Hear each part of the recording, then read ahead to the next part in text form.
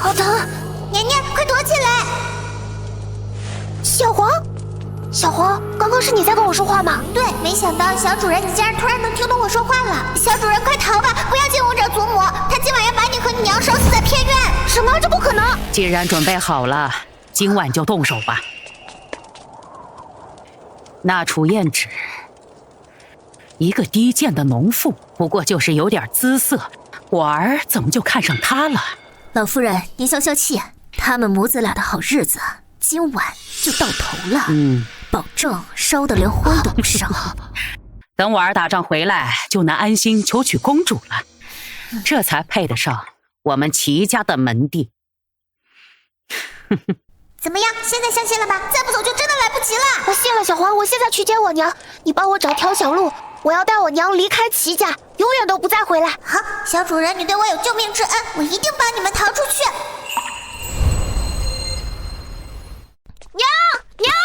娘，我们快走！祖母要放火烧我们，还说让爹爹打仗回来之后娶公主。年年，真的吗？娘她真的？真的，我听得清清楚楚。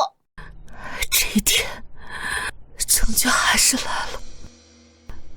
年年，咱们走。这偌大的齐家，容不下我们娘俩。上嫁7年，婆婆还是容不下我。娘，我们走，以后我替爹爹保护你。好，年年，以后咱们娘俩相依为命。娘，我们先找个郎中给你看病吧。娘，你怎么样？你别吓我呀！年，娘没事。头好烫。小主人，我认识一位老郎中，就在京城外的小村子里，不如去找他吧。真的吗，小黄？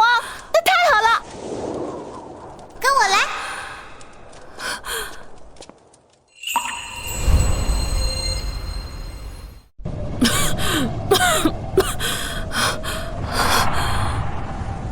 到了，小主人，郎中就住在这儿。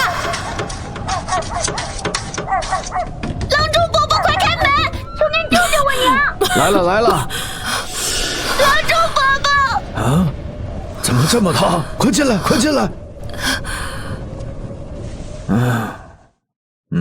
脉象沉细，寒气郁结，是重度风寒呢。郎中伯伯，求求你救救我娘吧！这救倒是能救，只不过我这还差2味药，紫苏和黄麻都是治风寒最好的良药，可这大冬天的根本没有草药可以采啊。年年，我知道哪里有草药，我明天带你过去。我能找到草药，伯伯告诉年年草药长什么样就可以了。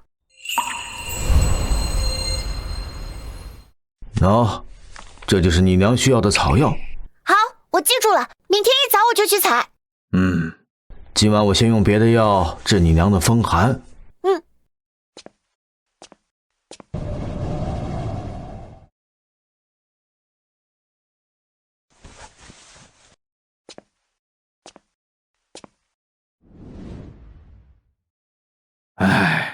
孤儿寡母的也是可怜人啊。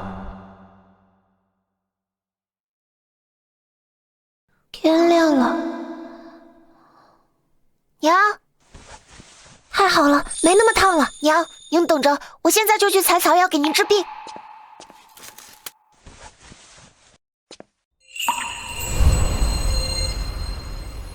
就在前面那片斜坡上，全是紫苏。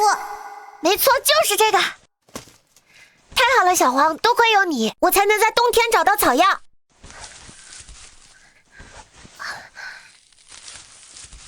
紫苏够了，小黄。那你知道黄麻在哪里吗？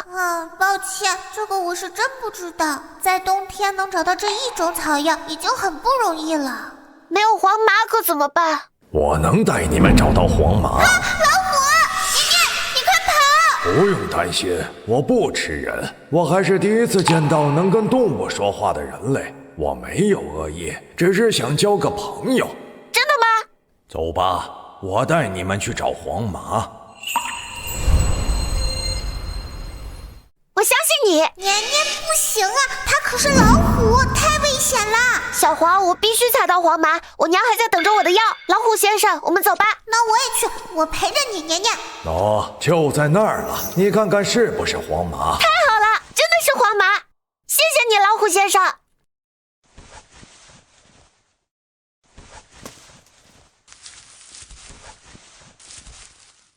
虎先生，这是什么草啊？竟长在石缝里，好特别啊！竟然是铁皮石斛，这可是极为稀少的珍贵草药，你真是幸运。既然这么珍贵，那我就一起摘回去吧，说不定郎中伯伯能用上。这下草药就齐了，谢谢你们。要是没有你们，我肯定找不齐这些草药。小事一桩，吾乃此方天地的山神，深山四季皆有药材。看你至纯至善，救母心切，以后就准许你上神山采药。谢谢你啊，山神。吾乃此方天地的山神，以后就准许你上神山采药。谢谢你啊，山神。郎中伯伯，我回来了，紫苏和黄麻我都采到了。真的呀，宁宁可真是太厉害了，居然能在冬天采到这2种药。娘，你醒啦！你娘也是刚刚醒，你把草药给我，我给你娘煎药去。好。对了，郎中伯伯，我还采到了这个，你看有没有用？铁皮石斛有用，太有用了！这可是千金难寻的宝贝啊！对久病体虚、气血不足的人来说，是再好不过的补药。没想到你这孩子竟然能采到，有了它，你娘不仅能够把病治好，还能把亏损的身体给补回来呀！那太好了！娘，您听到了吗？听到了，宁宁可真是娘的小福星。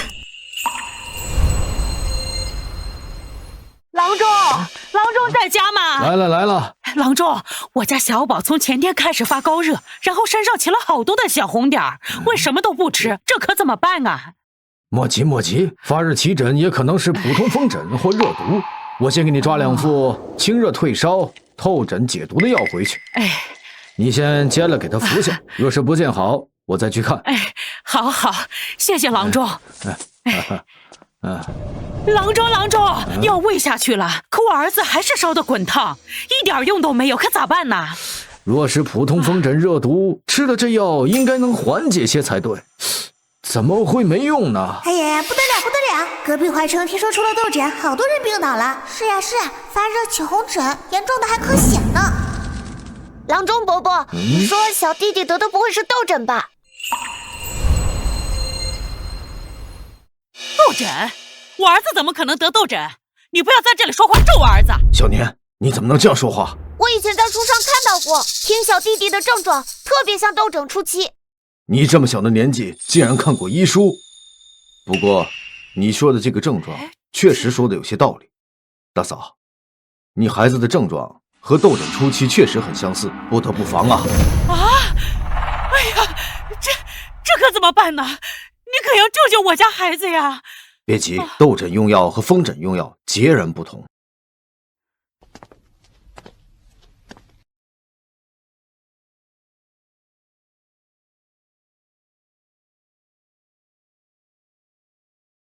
这里面有紫草、大青叶，这是专治痘疹的良药，拿回去给病人服下去，看看效果。好，谢谢郎中，这药要是真的管用，我再来谢你们。年年，没有想到你小年纪竟然这样机敏，幸亏你提醒了我呀。这是我应该做的，小弟弟没事最好。如果真的是痘疹，那就麻烦了。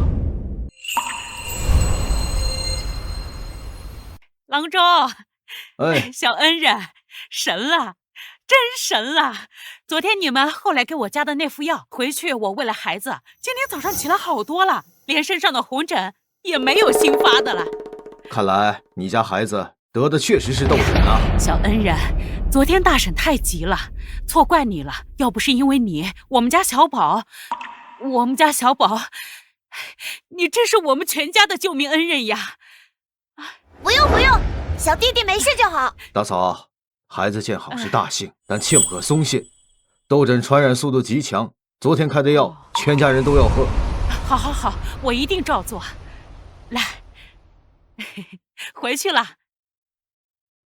郎中伯伯怎么了？痘疹出现绝非是小事，痘疹传播速度极强，对草药的消耗极大。可这样的天气，去哪儿能找到那么多的草药？郎中伯伯，我们上山采药吧，我知道哪里有草药。也好，上次你能够采到草药，这次一定也可以。这个事情就交给你了，但是一定要注意安全啊。好，交给我吧。娘需要的草药，我一定也会采回来的。年年真是长大了，是个能依靠的小男子汉了。娘，您在家好好休息，不要再出来着凉了。知道了，真是越来越像个小大人了。郎中伯伯说的紫草和牛蒡子，我找了半天没找到。小黄，你知道这2味药在哪吗？没见过。难不成还要去问老虎先生？但我不知道他住哪儿啊。牛蒡子我知道呀，不过要养2个胡萝卜花。胡萝卜花草药，那太值了！小兔子，你快带我去吧。那你们跟我来吧。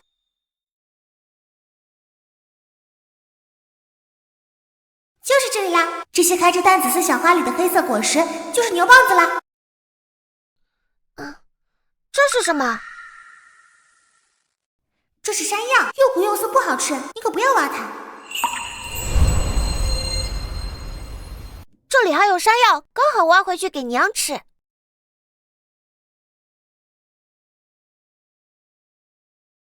原来你需要这个，我家附近很多，我倒是可以带你挖，不过需要萝卜换才行。好啊，我答应你，我们家就有，跟我来拿吧。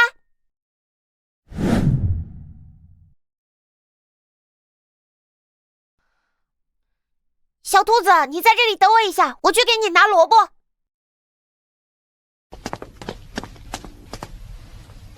就剩2根了，以后得多买点给小兔子备上。味道不错，我叫白蓉蓉，家就在板蓝根的附近。下次你要来找我，就带着红萝卜来吧。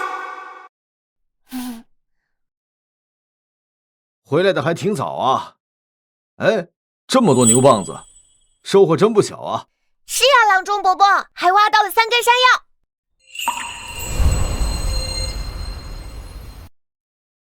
这3根山药个顶个的好，个个都是佳品呐。郎中伯伯，这山药值不少钱吧？这山药拿到镇上的药铺，一个能卖900元，3个可卖不少钱，够一家人的生活费了。年年这么厉害啊！这孩子可厉害了，不仅采药又快又准，还能挖到铁皮石斛和这么好的山药，真是又有福气又有本事啊！娘，山药给你吃，补补身体。年年有孝心是好的，但是你娘已经吃了铁皮石斛，吃山药就多余了，把这个山药卖了，然后换一些银两放到身上傍身也行。小兔子说他附近还有很多山药，以后我就拿胡萝卜跟他换就行了。好啊好啊，等攒够钱了，给娘买大房子住。你这孩子。哎，斗阵来了，看来要有一场硬仗要打了。郎中伯伯，既然确定是斗阵，不如把草药配成专治斗疹的草药包，按包卖给村民，大家用的也都方便。也好，年年，你太机灵了，这个办法确实好啊。那就按你的想法来，我现在就准备油纸和草绳，把草药分装。我也来帮你。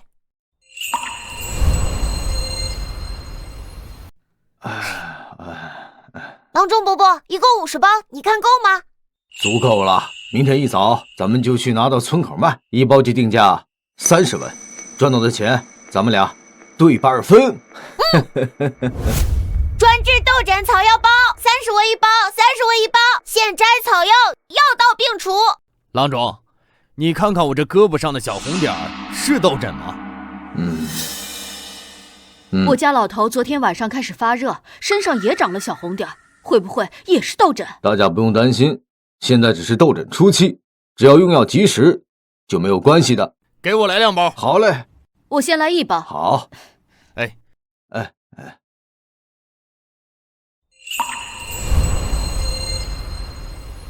这药包里有紫草、大青叶、牛蒡子等药材，只要给病人喝下，药到病除。哎，大家尽管放心，这药可灵了。我家小宝就是吃了这个药，烧当天晚上就退了，红疹也不扩散了，现在都快好了。还有，多亏这个小恩人呀，提醒我孩子可能得的是斗疹，药给的及时，不然我家小宝就没治了。我以为是郎中发现的，原来是这个小孩子。这都是年年的功劳啊，是年年发现的及时啊。这么厉害呀，小兄弟！这个斗疹若是拖到后期，有药也难治了，幸好有你在啊。还有这个药包，也是年年帮忙采摘的，大家才能够及时拿到手里啊。小兄弟太厉害了，你真是我们村的小福星啊！没有，这都是我应该做的，大家没事最重要嘛。不行，来，给我来2包。哎，好嘞。哎，好，我也来1包，早些预防。大叔的药您收好。看来这明天要多准备一点了。我会帮忙的。喝了药之后啊，身上的红疹都不痒了。再给我来2包。好。我家老头呀，今天早上就不再发热了，也再给我来1包。好，药足够，大家排好队。哎呀，今天卖的也很快。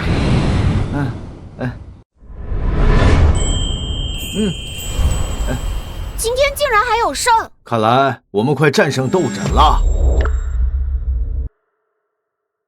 我们已经战胜痘疹了。那剩下的草药怎么办呀？留1个月，如果再也没有人买的话，就把它丢掉吧。唉，感觉好浪费啊。这个药啊，只能保留1个月，1个月之后药效就不好了。这个药怎么能够卖给病人呢？这个小小的村子竟然还有治痘疹的药，京城里早就卖空了。可不是嘛，那些当官的大老爷花10斤都没买到呢。唉，也不知道这次又得死多少人。郎中伯伯，我们去京城卖药吧。为什么要想着去京城卖药呢？你看我们药效这么好，况且京城人那么多，说不定能卖个好价钱。说的有道理，我也感觉这个病啊是从京城传出来的，那里对药的需求肯定不小。那我们明天就去吧。好，再带上你的山药，京城大人物可不少，说不定咱们能卖个好价钱。但希望不要遇到欺负的人。让你们买个药都买不到，要你们何用？说出去都丢我齐家的人！老夫人，这大冬天的，京城里实在是没有卖治痘疹的药了。老夫人息怒啊！奴婢听说京城外有个小村子，里面好像有卖这种治痘疹药的，而且那边村子里面好像没有1个人得过这种病的。有这等事儿？是，听说那个村子里面有一个郎中带着一个小孩在那里卖药包，药效极好的。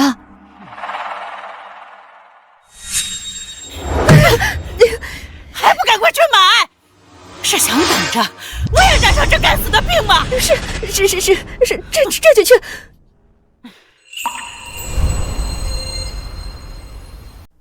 东院那个染了病的杂役处理掉。是。尸体连同他用过的东西一把火烧干净。是，老夫人。等等，跟他接触过所有杂役1个不留。等这阵病过了，府里再招聘新人，手脚利落点，别留画饼。是，老夫人，奴婢这就去办，奴婢一定处理得干干净净。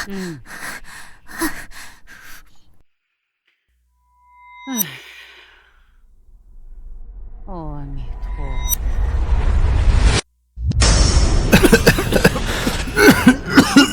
郎中伯伯，你看那边有好多人在咳嗽，还捂着脸。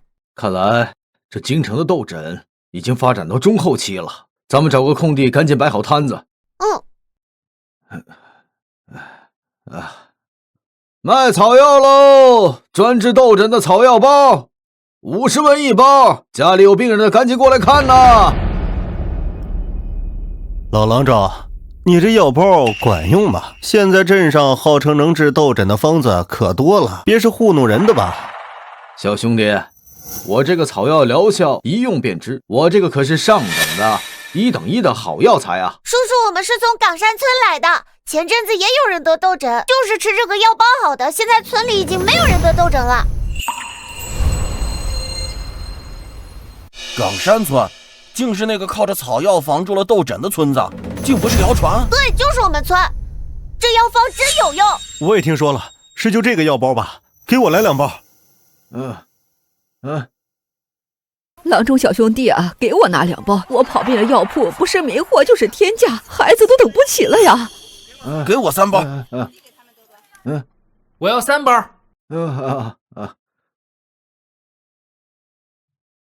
不到半个时辰，这药全都卖完了。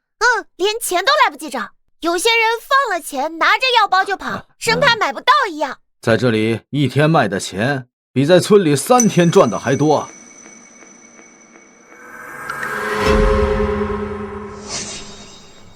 当是谁呢？闹出这么大动静，原来是李光啊！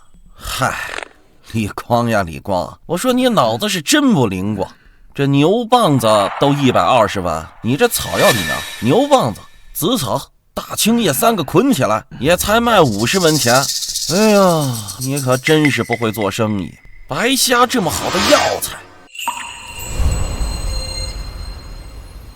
药是用来救命的，不是用来吸血的。你把药价抬得那么高，那不是要老百姓往死路上逼吗？这药本来就这么多，本来就应该价高者得，连药都吃不起，本就是活不起，不如趁早死了算。你呀，就是太死板，赚点钱把自己打通，也不至于现在只是一个光脚医生，得不到上面赏识，你一辈子都没有翻身的机会。你还真是这么一直无耻！哎嘿嘿。哎呦哎呦哎呦哎呦，老爷，对不住对不住，这牛不知道今天怎么了，突然发了疯，疼死我了！我这老腰都被你们撞到了，你说怎么赔吧？活该！撞的就是你这个黑心肝的，把放了大半年的发霉紫叶冒充新药高价卖，我这一头牛都看不下去了。牛大哥，你真的知道他们的烂药都藏在哪儿吗？就在他店铺后面的地窖里，都卖好几天了，坑了不少人。谢谢你，牛大哥。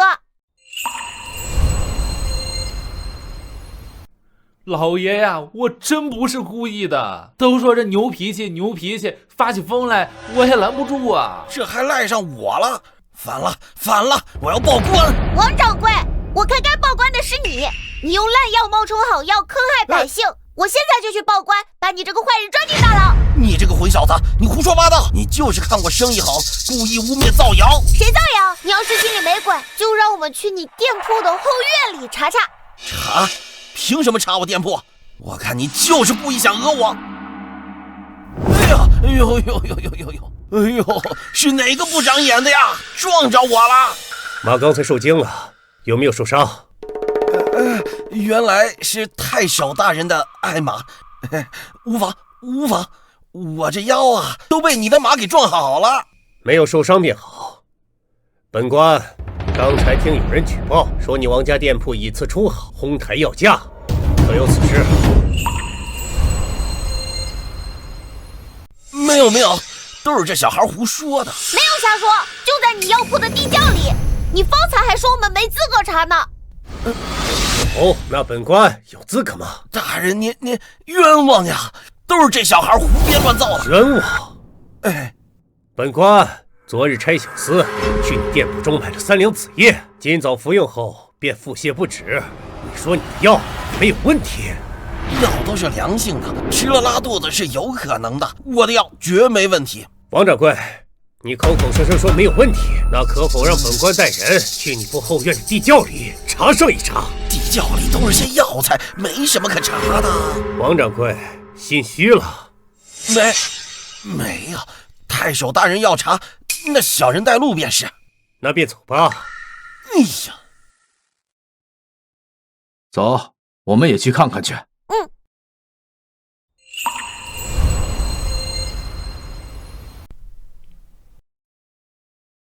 太守大人，没有找到紫叶。小的这边也没有。太守大人，近期痘疹盛行，板蓝根早就卖断货了。是呀，大人，改日我们进货了，再请您过来查验。哼，等下次再来，他们肯定早就把发霉的板蓝根换成好的了。有了，小耗子，你知道发霉的板蓝根放在哪儿了吗？当然知道，就放在前厅药柜下面，还什么卖完了，净说瞎话。谢谢你，小耗子。太守大人，他们撒谎，板蓝根根本没有卖完，被王掌柜妻子藏到药柜下面了。哦，可有此事？去前厅药柜下查一下。这前厅药柜下面都是些杂货，没什么好查的。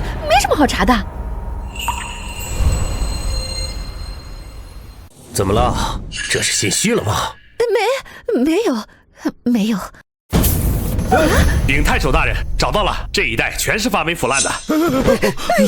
王掌柜，王夫人，你们还有什么可解释的？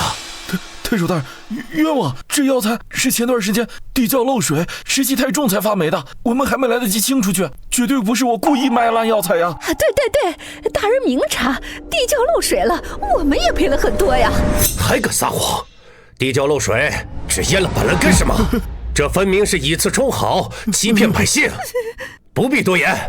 来人，把他们给我拿下，带回府衙，到牢里慢慢解释吧。饶命啊！我再也不敢了。求感恩呐！我们冤枉啊！大人，冤枉呐！走，快走！这就是压死好啊！抓得好，2个发人命财的畜生！就是，这王家药铺早该查查。就是，你这孩子倒是机灵，小小年纪有勇有谋。太守大人过奖了。哎，不管怎么说，你立功了。对了，你们卖的药包还有吗？我也想多买点儿。回太守大人，我们的药一早就卖完了。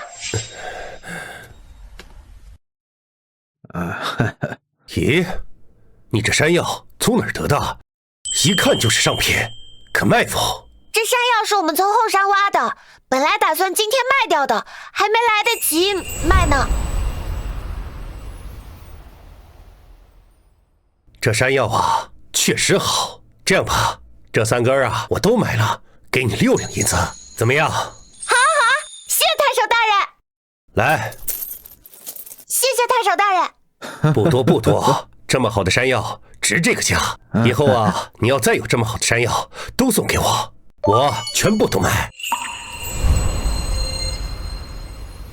好啊，我以后挖到好山药，一定先给您送去。对了，你们卖的那个治痘疹的药包，明日出摊吗？会的，太守大人，我们这2天都来京城卖。好的，那明天我安排小厮前去多买一些。太守大人，你也别买太多，给百姓们留一些呀。好小子，这才是为百姓的好医生啊！比京城那些坐地起价、只顾敛财的大药铺商人强100倍。都是本分，都是本分。唉，本分，如今能做到的却不多。这样吧，今日你们也辛苦了，早点回去休息。谢太守大人。谢太守大人。走了。卖萝卜喽！新鲜的大萝卜，来看一看。既然太守大人需要山药，不如买些萝卜跟小兔子换些。老板，这萝卜我全要了，麻烦您帮我装到竹筐里来。哎，好。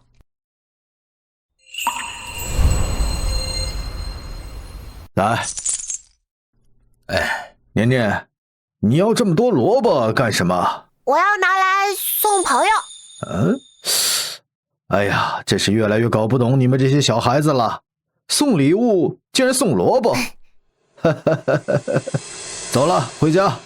好，慢走啊。哎呦，年年、李郎中，你们可回来了。大嫂，有什么事儿吗？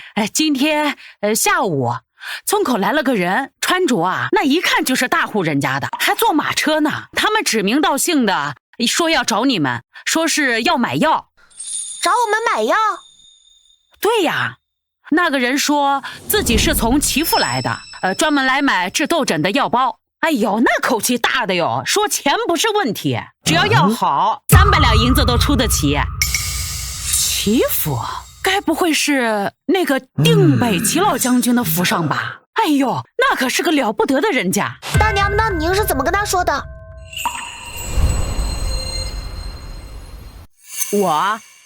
我就照实说的呀，我就说你们去京城卖药了，然后那个人也没有问其他的，就走了。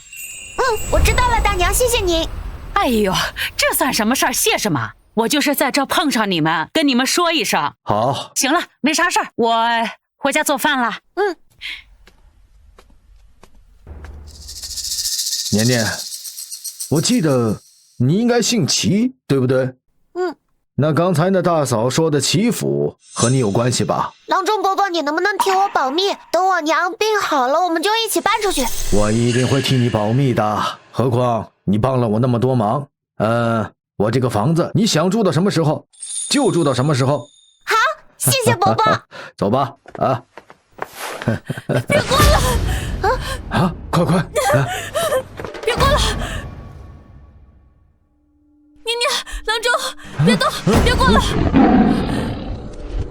不要，念念！念念！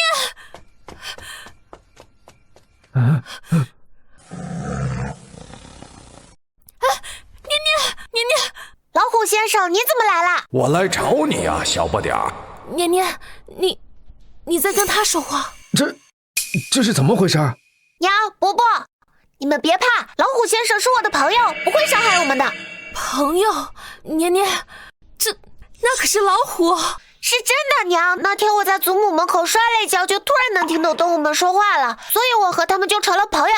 竟然有此事！年年，今天来找你也是给你介绍新朋友的。新朋友？小子，看这边。新朋友就是老夫。老鹰先生，你好啊，我叫齐年。还真有能听懂我们说话的人类小鬼，老夫活了这么久，还是头一回见。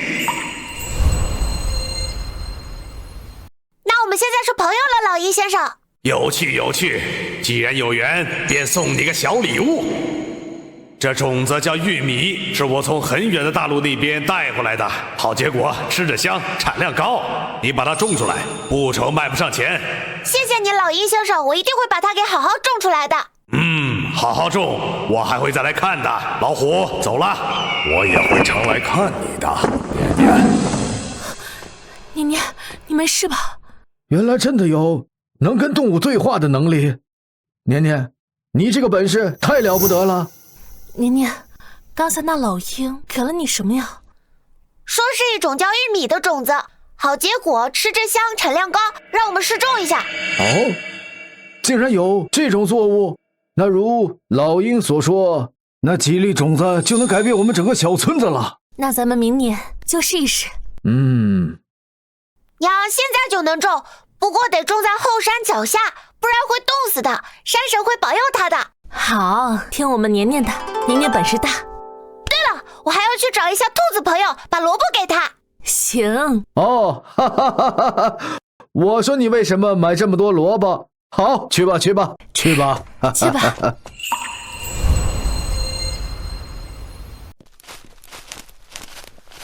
白蓉蓉，我来了，我给你带了好多萝卜呢。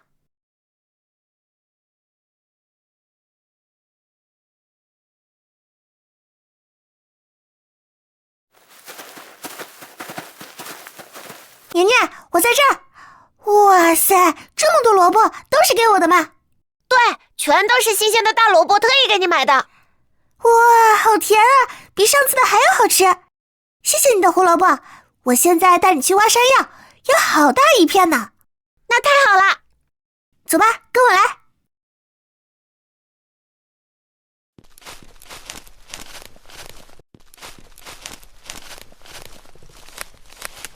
那就是这里了，这下面就是山药。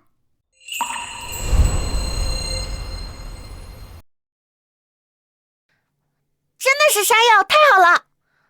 那我就开始挖了。哎呀，这么多，能卖好多钱。这东西山里的小动物都不乐意吃，你们人类可真奇怪，还要花钱买。若是你以后再找到山药，就来告诉我，我以后还拿胡萝卜跟你换。好呀，一言为定。明天太守的小厮来买药，那把这些山药也带过去吧，应该能卖上不错的价钱。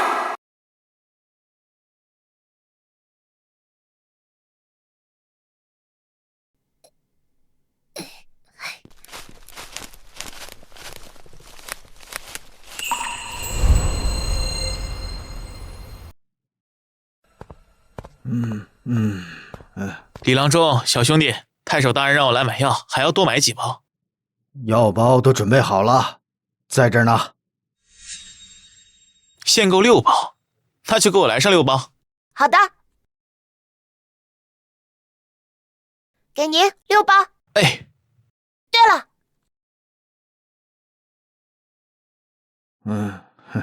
这这些是昨天刚挖的，你问问太守的人还要山药吗？山药这么多，品相还这么好，都是你们挖的吗？嗯。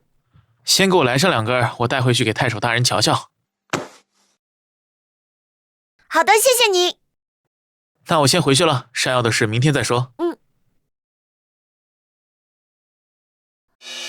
快！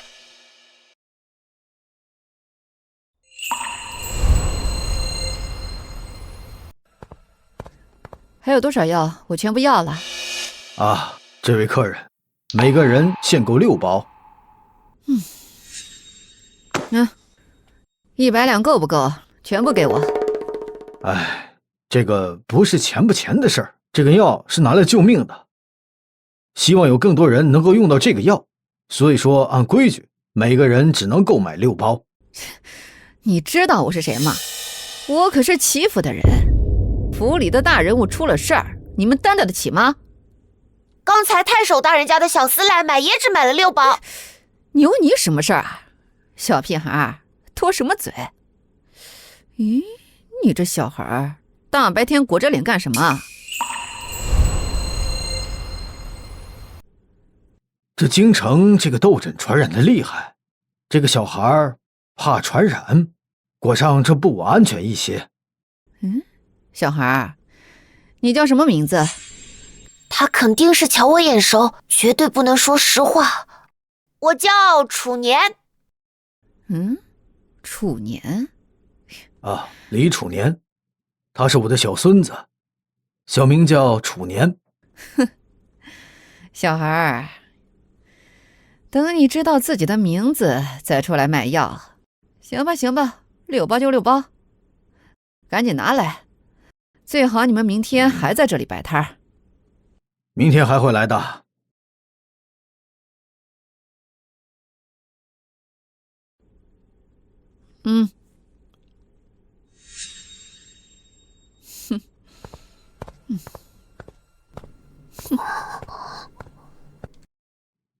你没事吧，年年？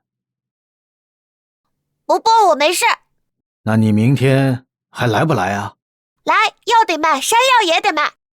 年年不怕他们。好。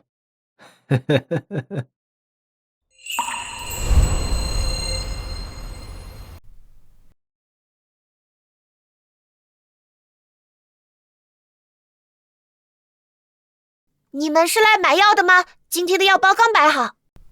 李郎中，小先生，别摆摊了，圣上要召见你们。啊，圣上？圣上要召见我们？正是，我家大人昨日将2位的药呈给了圣上，圣上对2位十分感兴趣，特命我等即刻接2位入宫觐见。马车已备好，2位请快随我来吧。好，让我们收拾一下东西啊！我来。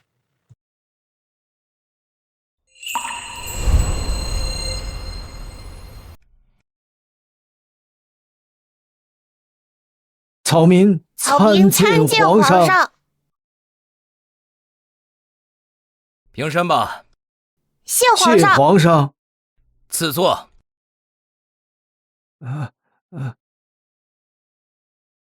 坐。谢皇上。谢皇上。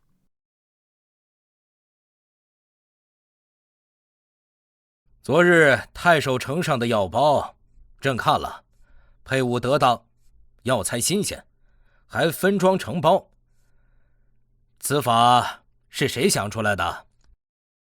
回禀皇上，是自家孙儿的想法。他觉得村民使用这个药非常麻烦，他就想到了此法。哦，小小年纪，思虑如此周全巧妙，甚好。这药包不仅治了病，还给朕解决了一个大难题。不知为陛下解决了什么大难题？因为你们的药包，京城的药商把药价降低了3倍，朕正头疼，不知要怎么处置他们，你们却为朕出了一份大力。圣上，我们就是听说京城的药都卖空了，就想着把村里多余的药拿来卖，没想那么多。药怎么会卖空呢？都是那些药商把药囤起来，转身卖出高价，根本不在乎平民的死活。他们背后都是些名门贵族，你们二人尽一己之力，撬动了整个僵局，也救了朕的百姓，功劳不小，赏银1000两。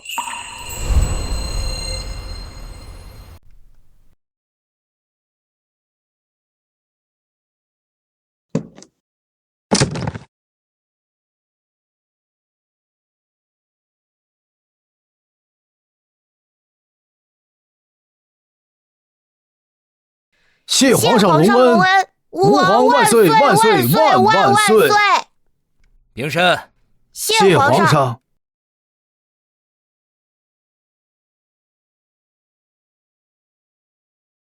赏银是你们应得的，不过朕今日召你们来是有令事相商。京城药市之乱，朕想开一个官办的药铺，平价售药，以正市场，惠泽万民。药铺筹备和经营就交由你二位来负责。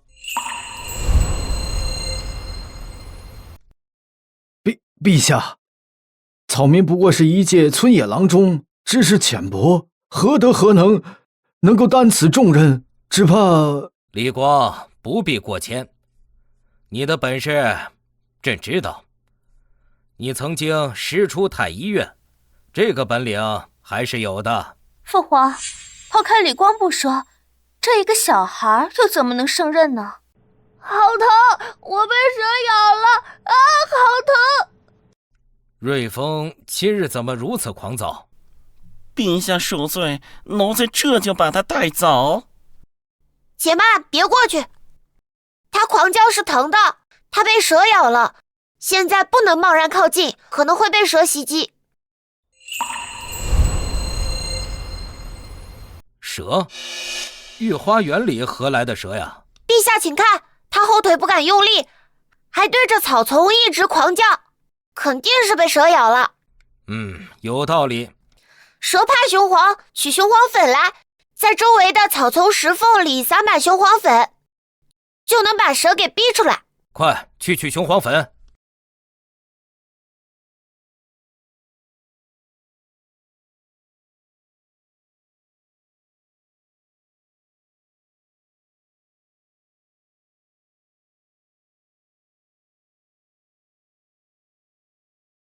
还真被一个小孩说对了，小小年纪却如此细致。陛下，这狗后腿的牙痕不太像是有毒的样子，清洗干净，上一些消炎止血的药，静养几日就好了。好，心思机敏，观察入微，处置得当。小小年纪有这番胆识和智慧，并不输给朝中那些大人呐。玉瑶，你可看见，自古英雄出少年，可莫要小看小孩子呀。是，父皇，儿臣受教了。官办药铺之事，朕意已决，药铺命名为广济堂，筹备与经营之事就交由你们2位吧。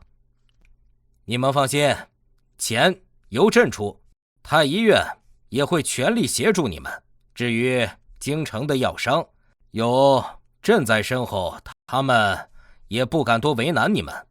虽然可能以后会遭到刁难，但背靠圣上，齐家人以后就算发现了我和娘，也不敢再动我们了吧？草民遵旨，定不负皇上重托。好，有你们这句话，朕就放心了。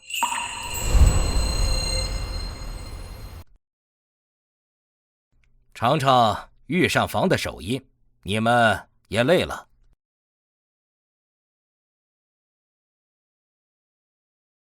谢陛下。小弟弟，你是李郎中的孙子？回公主殿下，我叫李楚年。李楚年，可我看你这样貌，并不与李郎中相似啊。玉瑶，不得无礼。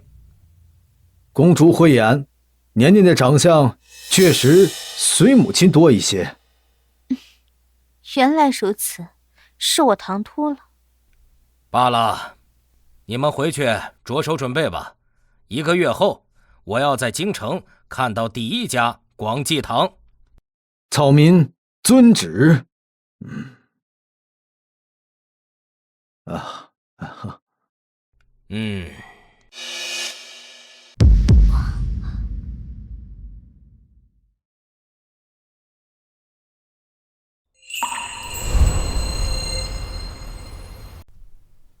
今日我们广济堂开业大吉，不求金玉满堂，只求悬壶济世。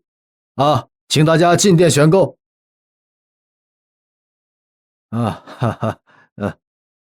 黄连8文，防风15文，这还真是便宜啊！治疗痘疹的药包1包50文，若家中有痘疹的患者，可直接购买草药包。我要药包，给我1包。郎中，给我来一副治拉肚子的药。大家不要挤，排好队，药很充足，一个个来。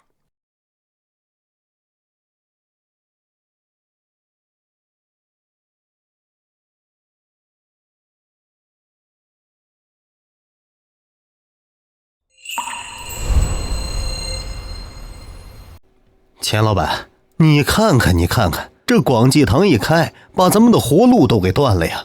哎，我这也是一上午连一个抓药的都没有。老钱，就这么认了？2个乡巴佬而已，要不然找人给他立立规矩。哎呦，我的赵老板，你疯了！给他立规矩，知不知道他背后站着的是谁？谁？一个村夫带个小孩而已，还有谁？你糊涂吧？是那位。你没看见街道上有衙役在巡逻？哪个铺子有这待遇？这难道是圣意所属？千真万确。要我说呀，现在赶紧低价清库存，把药卖给广济堂，拿回本钱，看看能不能做点其他营生吧。对。哎，以后这京城的药市不是咱这小鱼小虾能掺和的喽。对呀。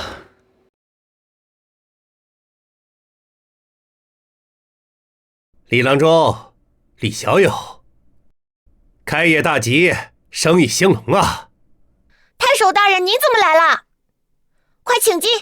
太守大人光临，蓬荜生辉啊！一点薄礼，恭祝广济堂开业啊！多谢太守大人。今日来是为了带我2位朋友前来店里购买山药，不知店内是否有存货呀？山药有，我现在就去给您拿。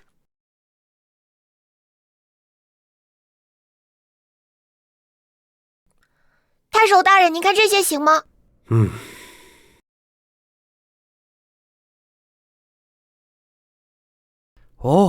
果然是好山药啊！如此品相，在市场上可不多见啊。小伙计，这个多少钱？我们都要了，价格你定。既然是大人的朋友，那就按之前大人的价格来算，2两银子1根。好，就按你说的办。这是20两，买10根。谢谢大人关照。给我也来10根。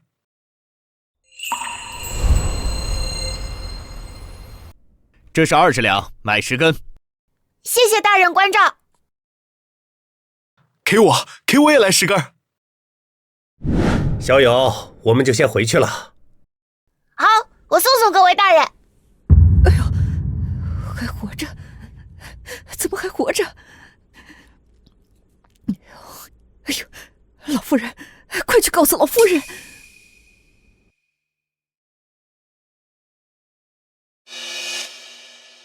小主人，祈福的人来了，看到你的脸了。我知道了，小黄，辛苦你帮我盯着他们。嘿嘿，小事一桩。与其一直躲着藏着，不如趁早把事情了结了。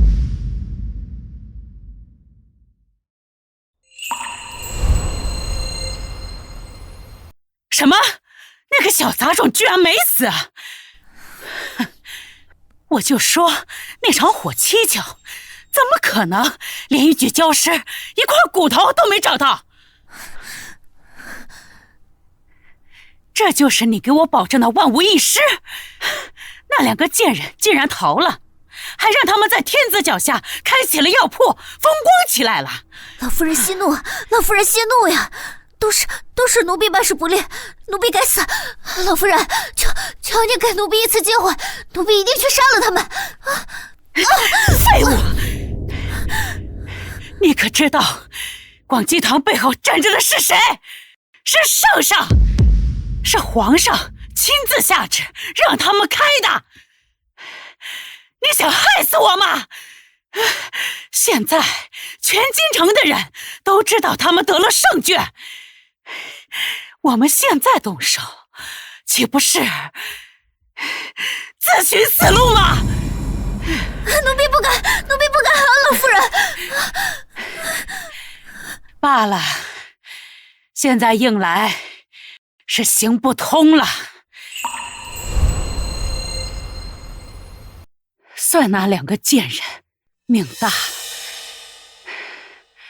渊儿，快回来了，不能让渊儿知道他们还活着。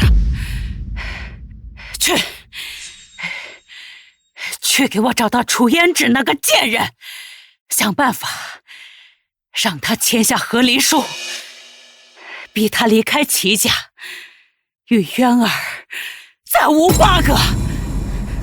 是，老夫人，奴婢这就去办。快走！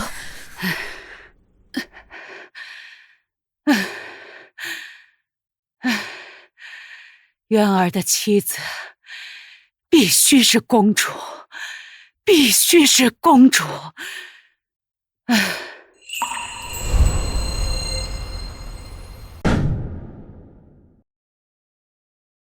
是齐年吗？老夫人有事相告，还请移步。不去，万一我跟你走了，你把我杀了怎么办？有什么事就在这儿说。行，老夫人念在旧情，肯给你娘楚胭脂一条体面的出路。这是一份和离书，你娘只要签了它，宣布和齐小将军从此恩断义绝，男婚女嫁各不相干，老夫人就不再追究你们私自出府败坏门风的责任了。签和离书？没错，签了它，你们母子便与齐府再无瓜葛，老夫人还会赏赐你们一笔银子，足够你们娘俩在这京城安安稳稳过日子。和离就让你个下人来传话？我娘难道就跟你个下人签和离书？想让我娘签和离书，至少得让老夫人来亲自出面吧。把她是如何亏待我娘，如何逼得我们母子葬身火海，一桩桩一件件都跟我娘说清楚。放肆！你以为你是什么东西，敢让老夫人给你们道歉？老夫人肯给你们一条生路，已是天大的恩典，别给脸不要脸。那好吧，那我就只好把这件事告诉圣上，说道，请他老人家来评评理了。你敢威胁老夫人？他都敢杀血亲，我为什么不敢呀？况且不是威胁，是讲道理。和离可以，但必须堂堂正正的，该有的交代媳妇一样不能少。好一个伶牙俐齿的小子，你的话我会一字不漏地转达给老夫人。哼！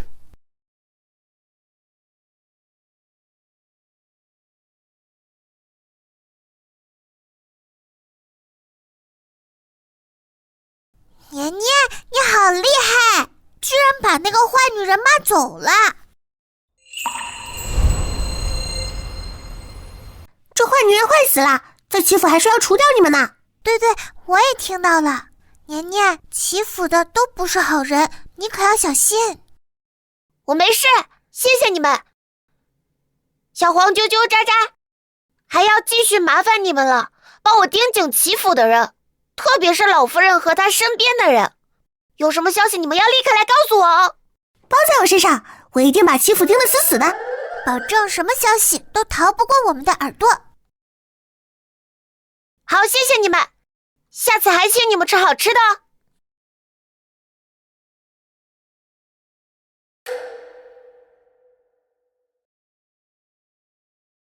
年年，小黄，让你们久等了。没事儿，走吧。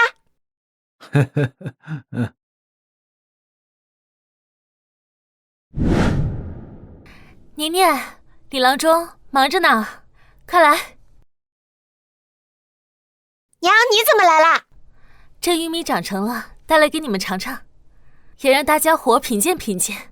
这个是生的，这个呢是熟的，都可以吃，你尝尝。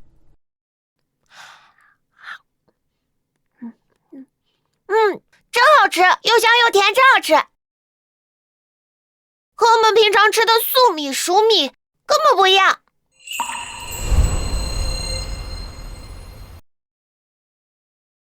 这是什么好东西？玉米，伯伯尝尝。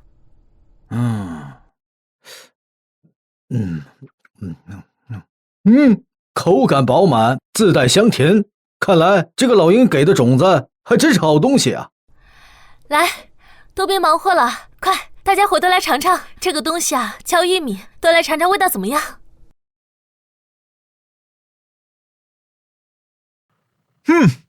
真不错，还没吃过这么好吃的东西呢。小娘子，你这东西怎么种的？麻烦不？挺软和的，甜丝丝的，家里的老人也能咬得动，真是个好东西。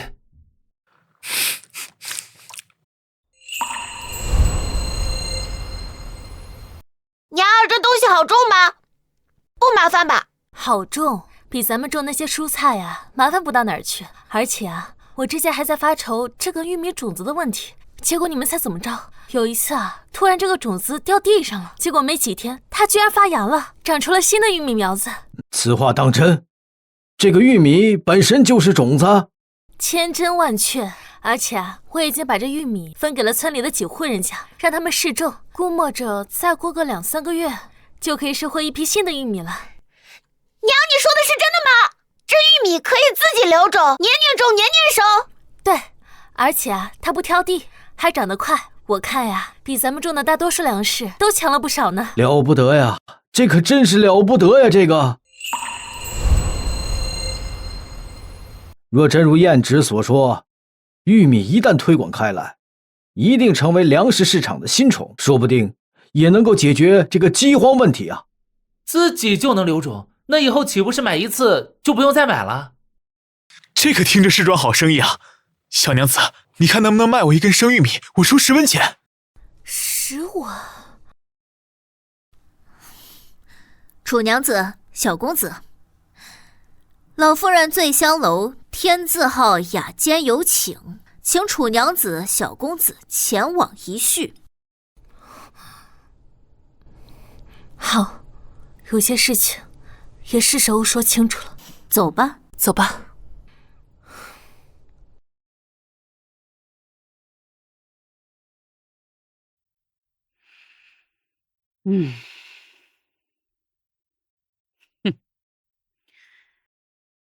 来啦，坐吧。今天的席面是醉香楼的招牌，你若不入齐家的门，估计这辈子也见不着，最后再沾沾齐家的光吧。我和娘虽然没有见过这些珍馐美味，但却见过放火烧的祖母。哼！楚燕芷啊，这就是你养的好儿子，目无尊长，牙尖嘴利，毫无教养。老夫人息怒，妾身愚钝，只教会了年年施恩图报、明辨是非，未曾教过他如何面慈心狠，更不能培养出他对自己的家人放火灭口的能力。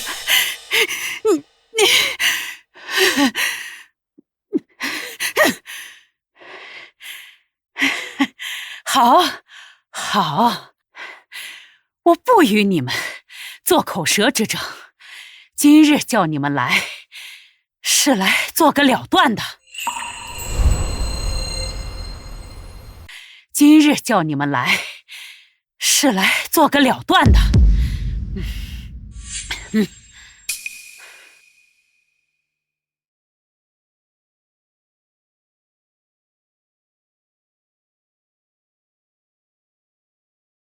签了它，从此以后，你楚燕芷与我儿齐渊各不相干。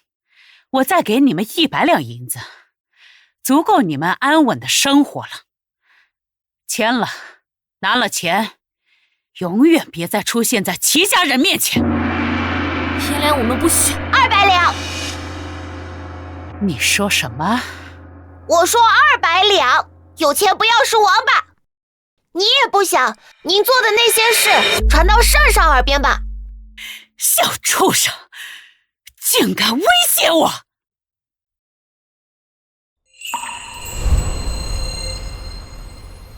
祖母，时间不早了，我还要回广济堂照顾病人呢。200两到底行不行啊？行，给你。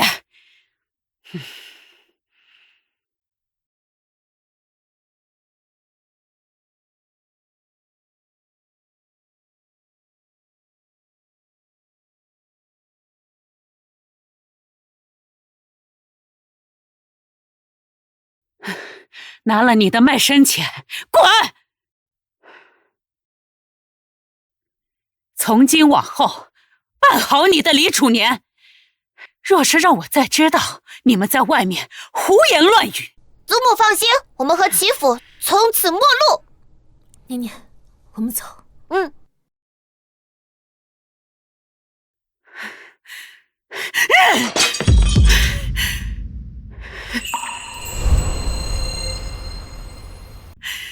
贱人，贱种，终有一天。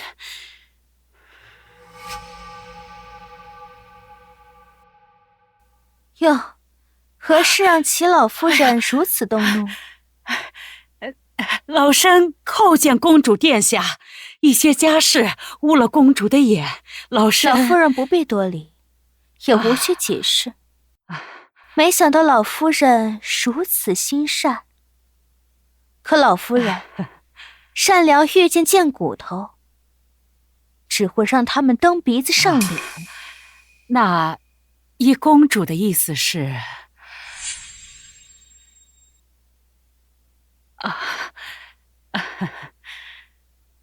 老夫人不，娘，不如让我助你除掉那2个贱人如何？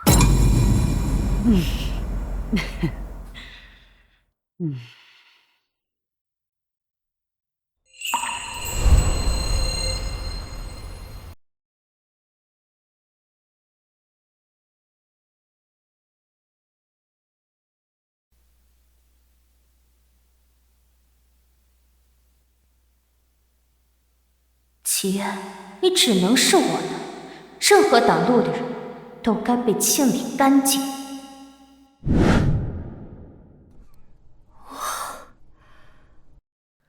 娘，这院子呀，离我们广济堂就只有2条街，还有4间房，院子也很大，你喜欢吗？喜欢，娘当然喜欢。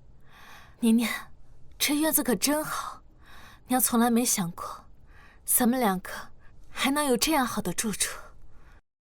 也给小黄弄了个窝，木头做的可结实了。谢谢年年，年年真好。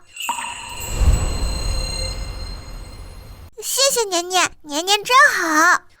哦，对了，娘，今天我让郎中伯伯帮你买了3亩地，这是地契，您拿着。可以在那里种玉米，如果累了，就可以雇2个人帮忙种。年年，我的年年真的长大了，是一个顶天立地的小男子汉了。娘真高兴，真为你感到骄傲。娘，我们和祖母签了和离书，但你也不能对齐家放松警惕。我总觉得祖母不会善罢甘休的。我明白，他那人心思歹毒，睚眦必报，估计得等到你爹娶了公主才会放过我们。娘，您别太担心，我让小黄和小麻雀监视着他们，有什么消息他们会及时告诉我们的。这么厉害啊！行，娘听你的。谢谢你啊，小黄。从今以后，咱们娘俩呀，靠自己，把日子过得红红火火的。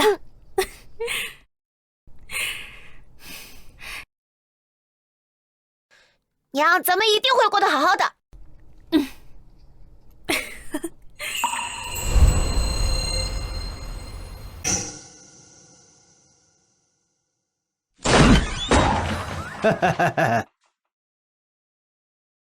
赵老板，这日子到了，欠的300多两银子连本带利该还了。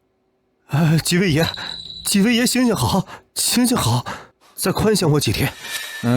您瞧瞧我这铺子，这货都烂在这儿了，就是没人买啊。你少废话，上次都说宽限，这都第几次了？今天不拿钱，就拿这破铺子抵债。哼，我能怎么办呢？啊，我囤了那么多药，花了那么多本钱，好不容易盼来一场斗诊这场大病，结果都怪这该死的广济堂啊，把我的药都砸在手里了。我也想还的，但是我没办法呀，你们把我打死，我也变不出来钱呀。呸！妈的啊！给我这哭穷的是不是？打一顿就有钱了。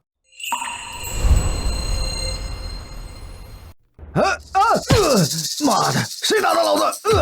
谁呀？敢打我大哥，跟他们拼了！你们给我等着！你等着！你们是？我是谁不重要，你只要知道，我跟你一样是痛恨广济堂的人。哼，赵老板，你想让广济堂消失吗？想，我当然想啊。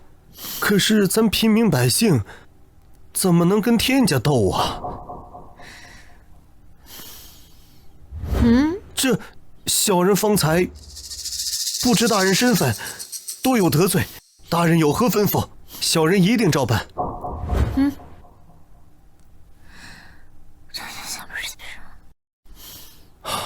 机会只有一次，一定要办得干净。事成之后，少不了你的好处啊。大人放心，小人一定办得漂漂亮亮的，绝不会连累大人。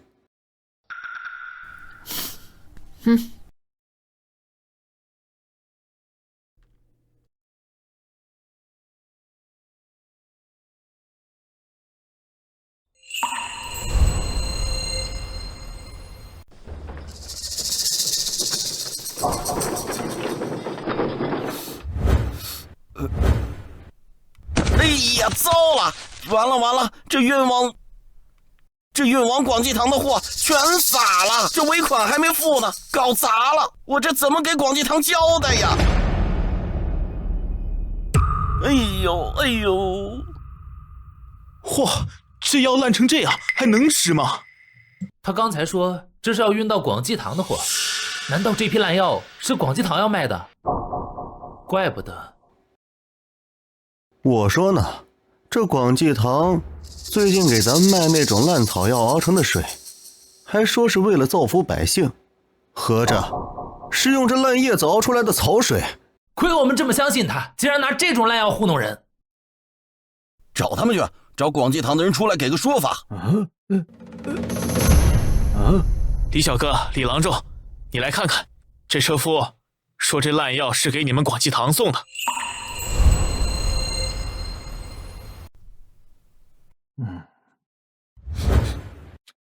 诸位乡亲，我拿我性命担保，这绝非我广济堂的药材。我广济堂的药材每个月都是由药商供应的，绝不会用如此害人的东西。李郎中、李小哥，你们可不能睁着眼说瞎话呀！这就是你们铺子定的，我现在搞砸了，你们还赖账了，这尾款你必须照付。这位大哥，你确定这些药是我们广济堂订的？这都是你们订的，我给你送来了，我可不能白跑腿。好，那我问你，我们广济堂用的是何种药材？数量多少？单价多少？可有凭据？我那么多货，那么多数目，我哪能记得清楚啊？老板让我运来的，说是广济堂的，我就是个拉货的。行，既然你一口咬定是我的货，那我们得先验验货。卸车吧。哎呀，卸就卸，大家伙都看着呢。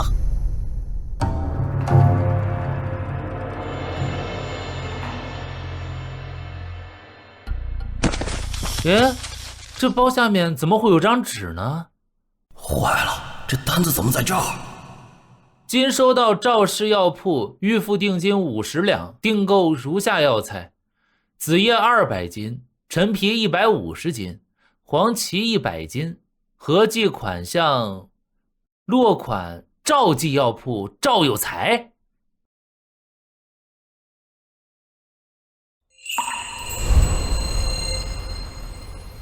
这位大哥，我看一下。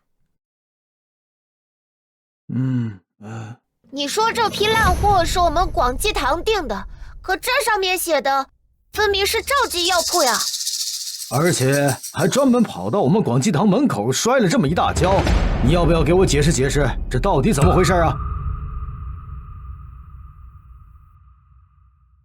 哎，你看，那是不是赵记药铺老板？他鬼鬼祟祟在干嘛呢？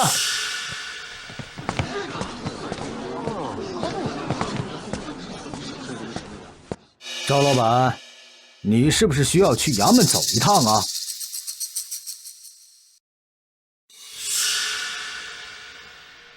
是何人报的官呀？是我报的官。此人运送一车烂草药，栽赃说是我们广济堂的，但从他车上翻出来的，写的是赵氏药铺，请官爷明察。订单是我发现的，我也能作证。我们都能作证。人证物证俱全，带走。官爷，官爷，官爷，冤枉啊！是有人有什么话到衙门里再说。走。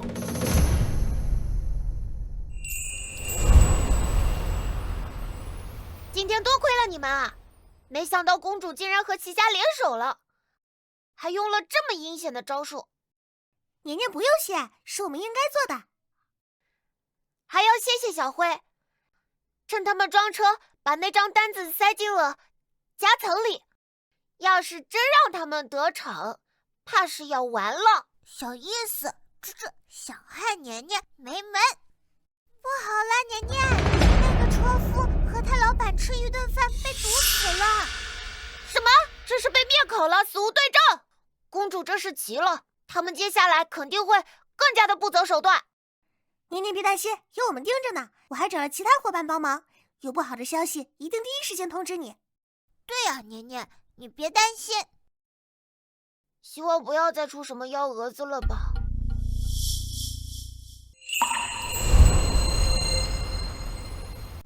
哼，废物，成事不足败事有余的东西。公主殿下恕罪，公主殿下恕罪，老夫人息怒啊！奴婢也不知道赵有才如此没用啊！进来。禀公主，事已办妥，赵有才二人已除。老夫人啊，事到如今，生气有什么用？我们还是得想一想，接下来该做什么。啊，公主说的是。不如从那贱女人身上下手。啊，公主的意思是偷盗。就说楚燕芷这个贱妇离开齐府时，偷到了府中贵重珍宝。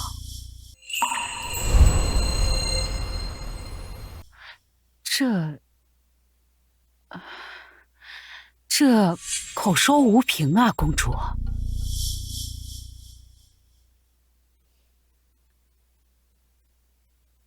证据。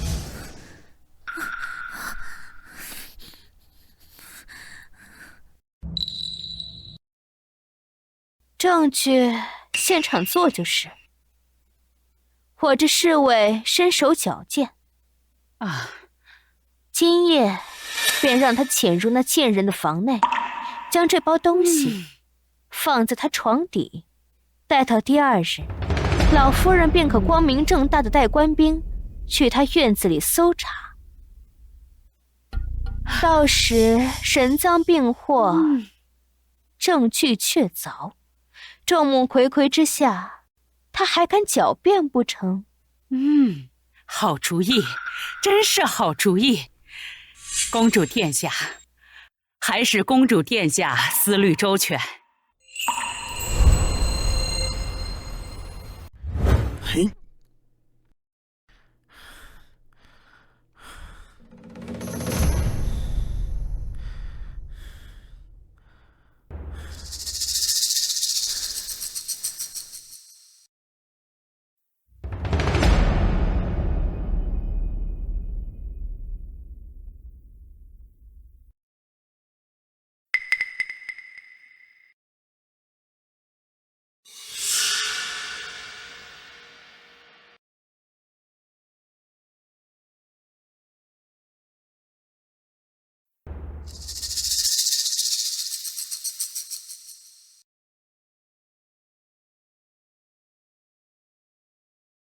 啊！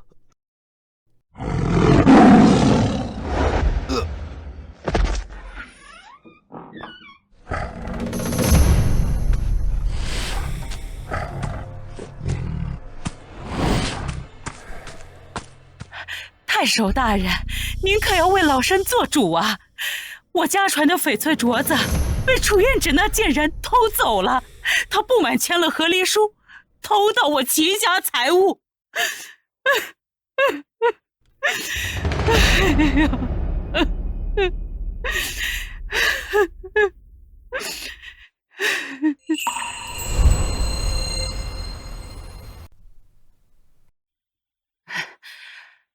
大人，您一定要搜他的家，帮我找到镯子啊！这是何事？为何围了如此多人？有老虎，太守大人！太守大人，小人昨夜看到有老虎进入院中，院里还传来了虎啸声，然后还看到了老虎跑走的身影。什么？你二人可有受伤？太守大人，妾身昨日因与您儿上山采草药，宿在冈山村中，今日方回，尚未入院。幸亏昨夜我和娘没有回来，否则就危险了。可不是，我夜里还听见了有人的惨叫声。哎，楚娘子，你们昨夜不在家，那我听到的惨叫声是谁的？你二人带刀进去，仔细搜查，务必小心。是。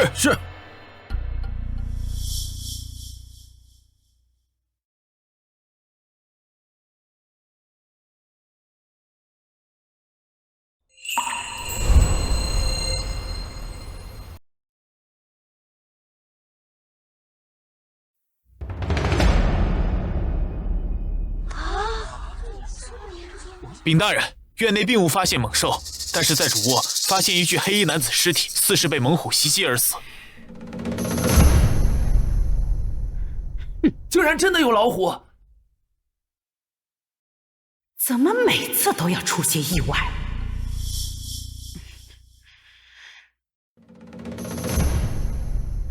太守大人，别管老虎的事了，仔细搜查这个院子，每个角落找到镯子要紧啊！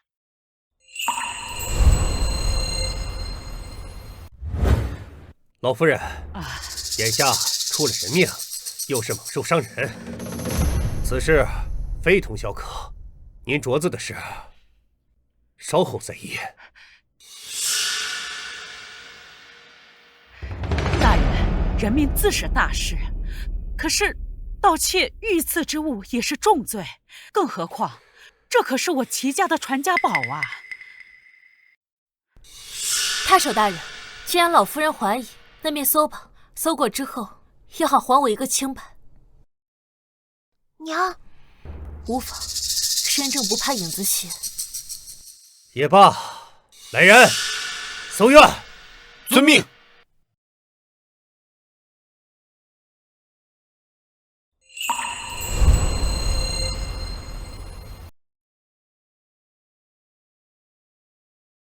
禀大人，院内所有房屋、床底、箱柜、墙角等处都已搜查完毕，并未发现翡翠、镯子等任何贵重物品。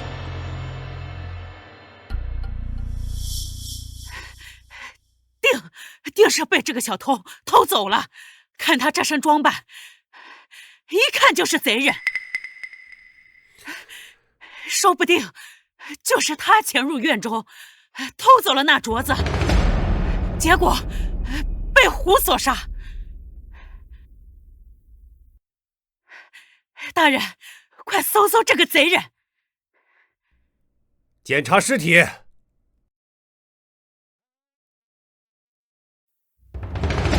有发现，禀告大人。定是镯子，快拿过来。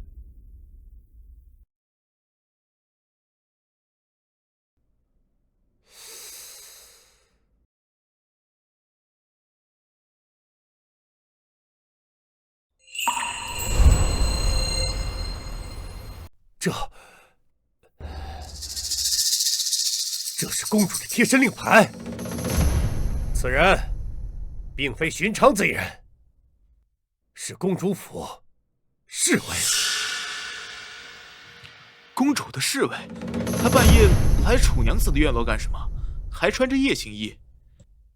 夜里还穿成这样，肯定不是干好事儿。诸位，城中猛虎伤人，公主侍卫夜访民宅，两件事非同小可。本官要即刻入宫禀明圣上，定会给各位一个交代。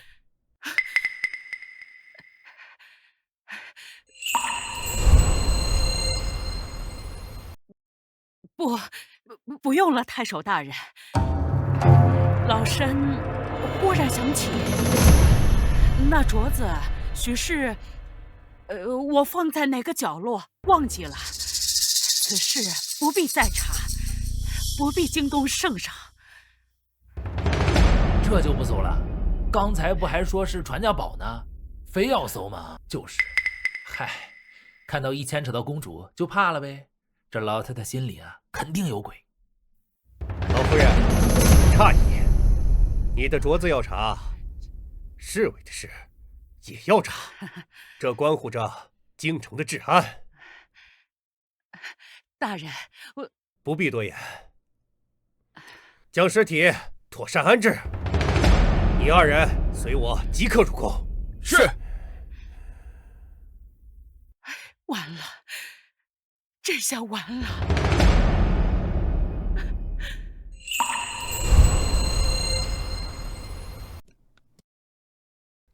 啾啾，昨晚多亏了老虎先生，你要是看见他，记得帮我说一声谢谢。过几天我就带着肉去看他。没问题，老虎能帮上你的忙，他也很高兴呢。小子，事情办妥了。莫风，你是说？按照你说的，我把那灰布包着的镯子塞回黑衣服那家伙睡觉的房间了，还放在了显眼的位置。做得好，莫风，谢谢你。谢什么？看那些人不顺眼罢了。他们想用赃物来栽赃我娘，那我们就再把赃物给塞回去。这下可有好戏看了。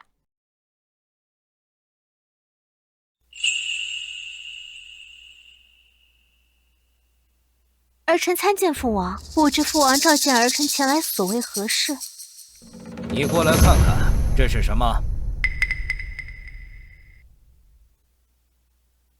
啊？什么？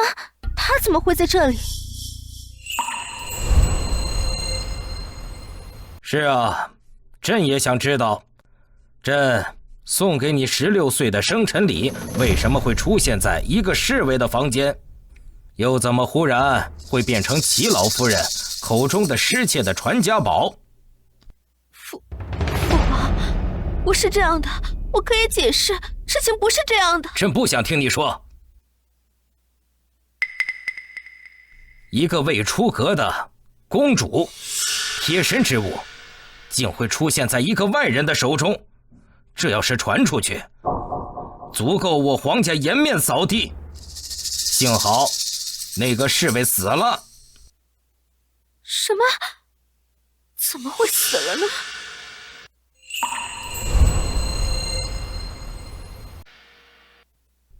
你和齐老夫人干的那些上不得台面的事儿，朕暂且不深究。但是玉瑶，你记清楚，这是最后一次。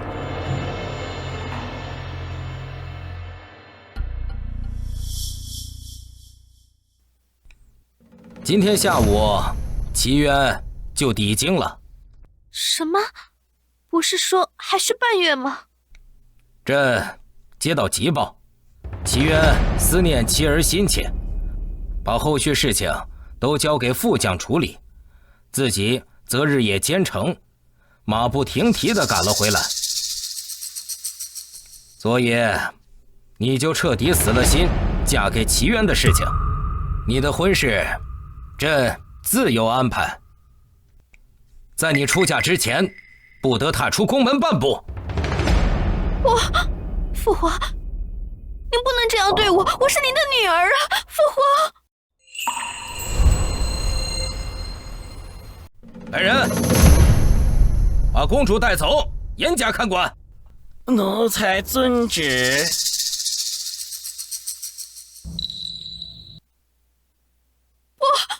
父皇，父皇求你开恩！父皇，我是你的女儿啊！父皇，你不能这么对我！娘儿，你快看，咱们这玉米长得多喜人，刚有壮实，这果实也沉甸甸的。怪不得小黄刚才那么激动，硬把我从广济堂拉出来，一路跑到了这里。原来是大丰收了。娘娘，你看，好多，香香的。是啊，这明年呀，咱们就有足够的种子分给村民们试种了。太好了，娘，咱们先拉走一些，去集市上卖，一定能卖个好价钱。娘娘，这是什么好东西啊？闻着甜甜的，跟我们平时吃的谷子不一样。这叫玉米啾啾，如果你们喜欢的话，可以常来。要是你能帮我们捉地里的害虫，每个人都可以分到5个玉米棒子，怎么样？真的吗？好呀，抓虫子我们在行，这就去地里看看。娘娘，你看，土下面有东西在动。你好，我是田鼠，我没有恶意。那个，我能不能帮你松土，然后能不能也分给我一点点？这大冬天的，我想囤一点点粮食。当然可以啊，松土对玉米生长确实有好处。不只是你，如果你的朋友也能来帮忙，等收获了也能分到1个玉米棒子。太好了，谢谢你，你真是个好人类。我这就去叫我的朋友，我们一定好好干活。娘，你看，我拿海来小动物帮忙，我们可是独一份儿。是啊，有了这些小帮手，咱们的玉米肯定会越长越好的。楚娘子，年年，出事了，齐渊回来了。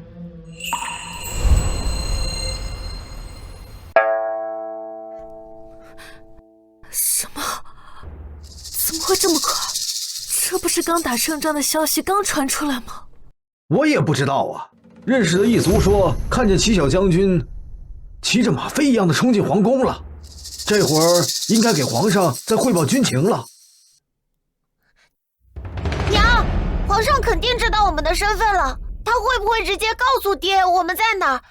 我们怎么办呀？不怎么办，我们2个已经和离了，桥归桥，路归路。他当他的将军，咱们做咱们的平民。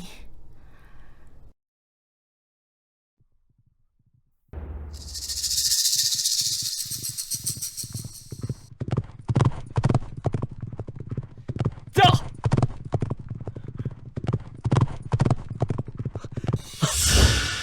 我的儿子，我的娘儿，都长这么高了，爹想死你了。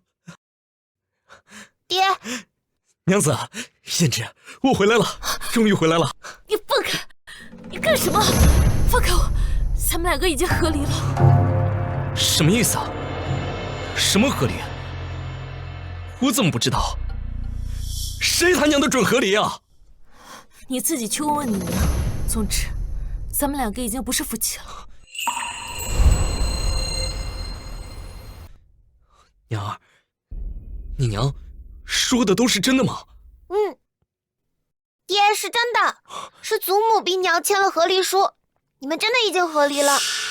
老子就出去打个仗，怎么一回来老婆孩子都没了？娘子，没关系，就算咱们和离了，我也一定把你追回来。等着，我一定问清楚。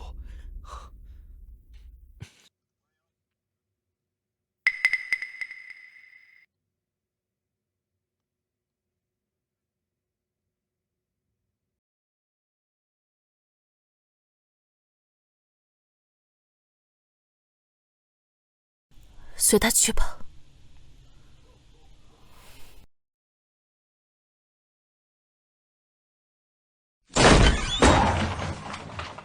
娘，回来了，不去沐浴更衣，径直来我这儿，是为了那处事。为何逼胭脂签和离书？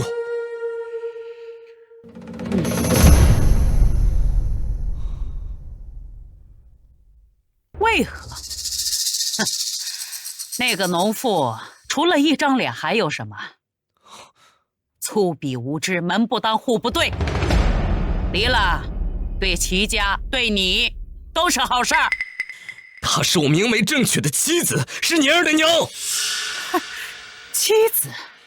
你现在是打了胜仗的将军，胜券正龙。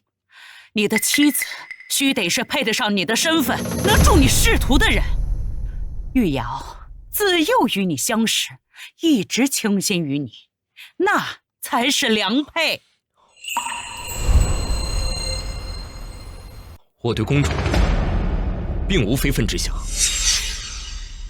地位、权势、荣耀，那才是实实在在的东西。那个女人，她能给你什么？地位、权势。您当年下嫁给我爹的时候，她也只不过是军中的一个无名小卒。外祖父身为朝廷重臣，您这位千金小姐怎就不嫌她地位？那能一样吗？我这辈子只认胭脂一个女人，您同意也罢，不同意也罢，我不久之后自会将她重新迎回齐家。齐月，你给我站住！你若执意与那贱妇纠缠，就别认我这个当娘的。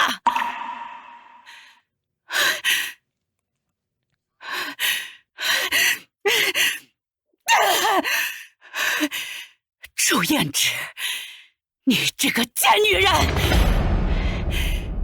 害得我与渊儿母子离心，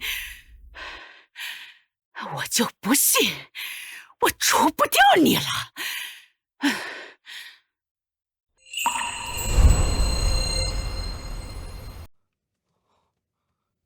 哎呦，我的药！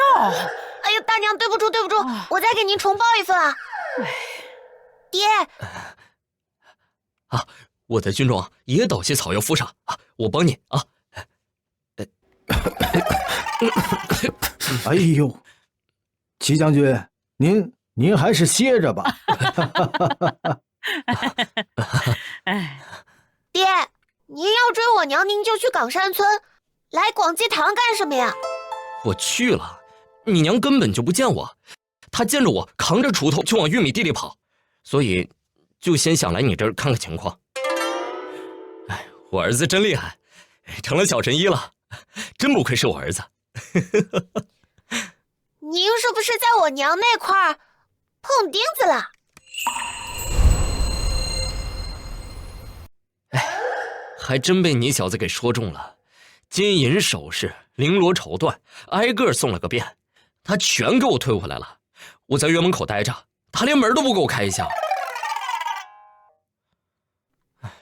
来，我教你个招。啊！这2天玉米丰收，娘心里光记着玉米呢。您要是把玉米卖出去，卖个好价钱，她肯定开心。这能行吗？保证，保证，保得真真的。好儿子，卖玉米是吧？包在爹身上，我这就去看看到底什么个情况啊！走了。哎，年年，你爹这是又找到新方向了？但愿他这次可不要再帮倒忙了。年年，来，快尝尝，这可是今天刚下的玉米，尝尝。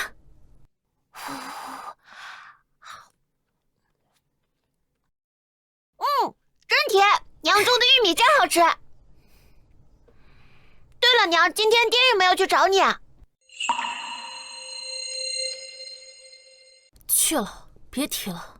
你爹他呀，说是要帮我掰苞米，结果还没掰了一会儿就说热了，又把上衣给脱了，光着膀子在地里面转，还说要我看着他，惹得路边的嫂子都直笑。爹他没说帮你卖玉米？说了。他拉了一板车去军营里面，说军营里那帮小子肯定喜欢。哎，对了，年年，你怎么知道卖玉米的事情？这点儿了，会是谁呢？走，去看看。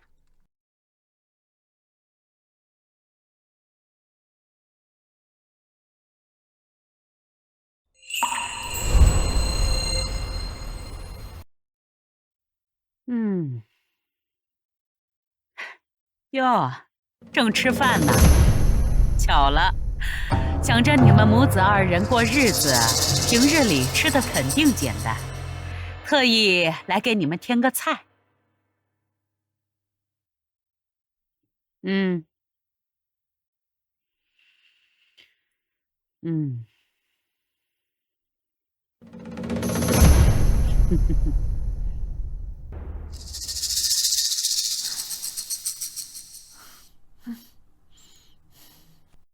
今日我来呀，不是想与你们争吵的。渊儿既然回来了，她的心性我也拗不过。过去的事就算了，都是一家人，闹得太难堪不好。老夫人言重了，我们已经签和离书，可担不起一家人这3个字。哎，不说那些了，来尝尝这个，春日里最嫩的蒿子，用鸡汤煨的，清鲜爽口，你们2个尝尝。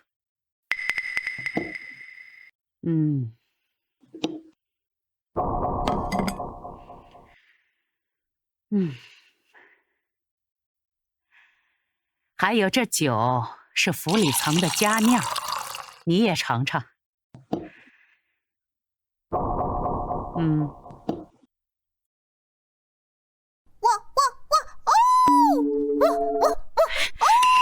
畜生，你干什么？娘娘，千万别吃，菜里有毒，那个绿菜和酒里都有。祖母，您这是送来一桌断头饭。都是你这个不要脸的贱人！我儿子一回来你就勾引他，你要是要点脸，我也不会做这么绝，还能给你们母子留条生路。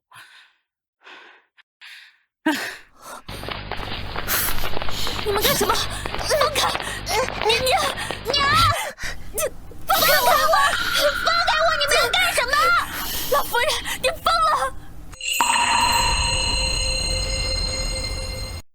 好话不听，那就别怪我心狠，喂他们吃下去，吃下去就清净了。死狗，走开！娘，住手！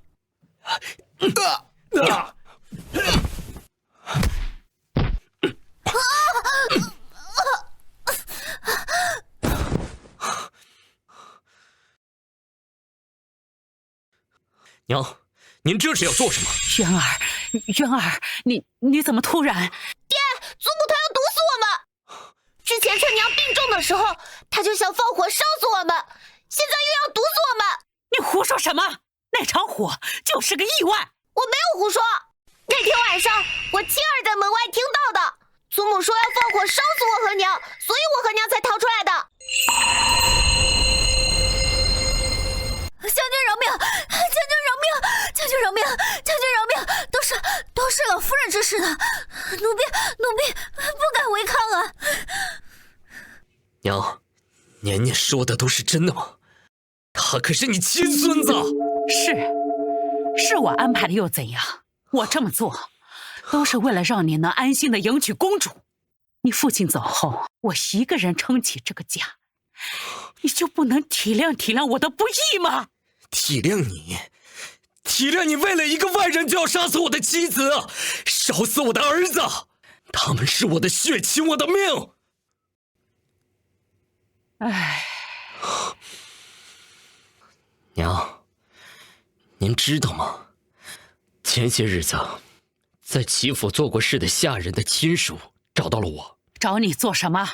他们说，前阵子斗阵流行的时候，你秘密处死了患病的仆役。那又如何？府里出了疫病，难道要等着他传开，害死所有人吗？是他自己命不好。那些和他接触过未患病的仆役，你也处死了。现在说这些干什么？为了几个低贱的下人的命，要赌上整个齐府的安危吗？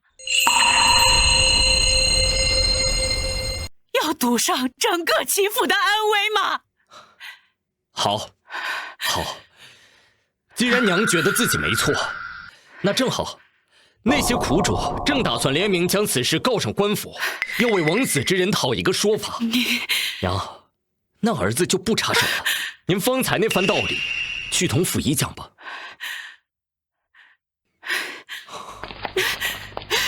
娘儿，小黄过来。秦月，你给我回来！是要不管你亲娘的死活了吗？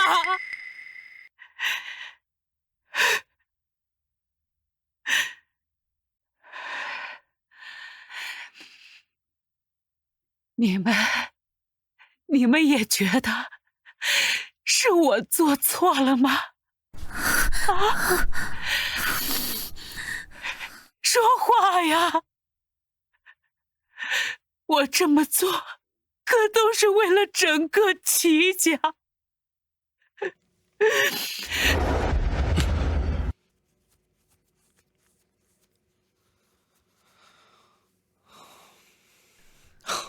爹，这个宅子好漂亮啊！这是圣上这次赏赐下来的宅子，你们可以先在这里住下。不必了，我们两个已经合理，而且我们已经有自己的住处。多谢将军好意。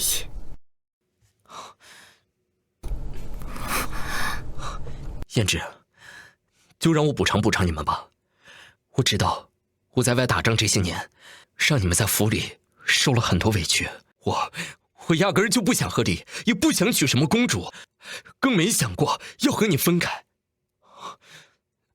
媳妇儿，我真不想跟你和离，你再给我一点时间，就几天，我一定把娘那边的事情处理好，给你和年年一个交代，好吗？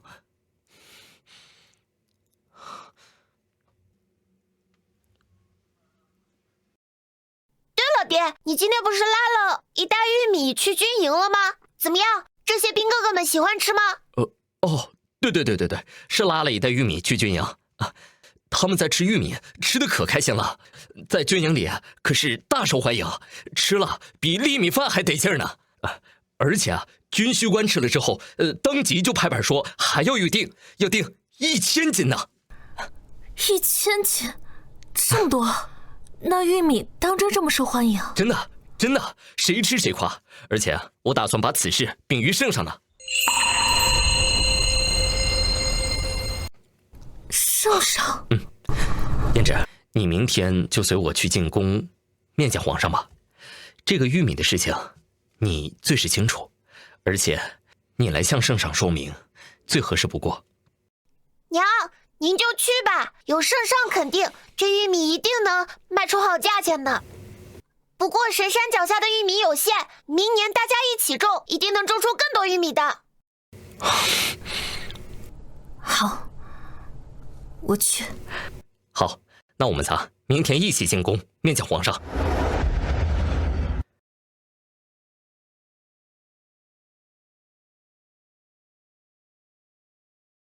此物口感饱满，自带清甜，很是奇妙。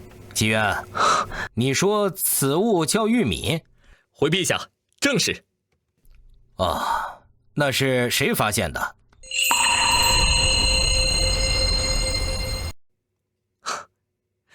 回皇上，是草民在山上采药，意外发现，让娘亲试种，试种成功。厨师，你来说说这玉米。启禀陛下，这玉米易种植，且生长周期短，并且这玉米粒本身便是种子，可年年留种耕种，使用方法也很简单，不仅口感好，而且饱腹感很强。民妇算是在神山脚下种了一批出来，按道理来讲，每年的夏季便可大批量收获玉米。此玉米若能推广，于国于民都是大利。此玉米值得一试，留上种子，来年多多种植。就按市场价收购，钱就从朕的内帑支出。祈愿此事由你协同处置督办。臣遵旨，谢陛下隆恩。但愿此物能成为我朝百姓的又一富民之基。此事你们就赶快去督办吧。好，谢陛下隆恩。新鲜玉米5文1根，5文1根，皇上吃了都说好，5文1根，玉米5文1根，5文1根。是玉米，又香又甜，饱腹顶饿。上次在广济堂尝了一小块，这个真好吃啊！再给我来5根。给我来3根，我待会给我娘尝尝。行，给我也来上2根吧。好，拿好啊。好，来。小兄弟，你这玉米可还有存货？我想预定1000斤，价格呀好说。叔叔实在对不起，我们只剩这些了，明年收获了再来吧。好，下一茬玉米啊，我全收了，价格翻倍，如何？等下一场丰收了，一定先联系您。那这半筐卖给我。好的，总共10个玉米，一共50文。来，不用找了。来，新的玉米出来一定要联系我啊。好嘞，慢走。实在不好意思啊，各位，今天的玉米卖完了，想要的明天再来吧。看来以后玉米也得限购了。厨娘子年小个，俺算了3遍，这一早上赚的钱比俺往年种地2、3个月赚的还多，这玉米真是金哥的呀。何止啊！我回去就跟俺爹商量，把后院的旱地全给翻了，都种上玉米。主娘子、年年，你们真是咱岗山村的福星啊！这玉米就是俺的救星，终于能盖新房了。快别这么说，这明年咱们大家伙都把玉米给种上，日子啊肯定会越过越好的。对，生活一定会越来越好的。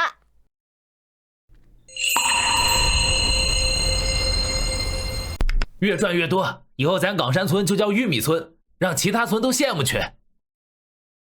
年年，好消息，天大好消息！你祖母因虐杀下人勾结公主，陷害你们等事被查明，皇帝下旨他被夺诰命，禁足佛堂，此生不得出府。真的？那可太好了！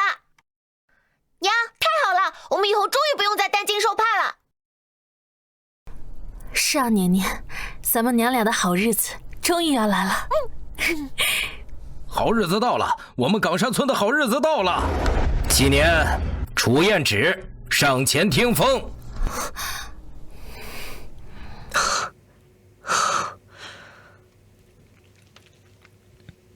奉天承运，皇帝诏曰：童子7年，于疫情肆虐期间，不辞劳苦采药制药，惠济万民，救人无数。民女楚燕芷引众新粮献于朝廷，历在千秋，着赏赐如下。御赐中济惠民金匾一道，悬于广济堂，以彰其德。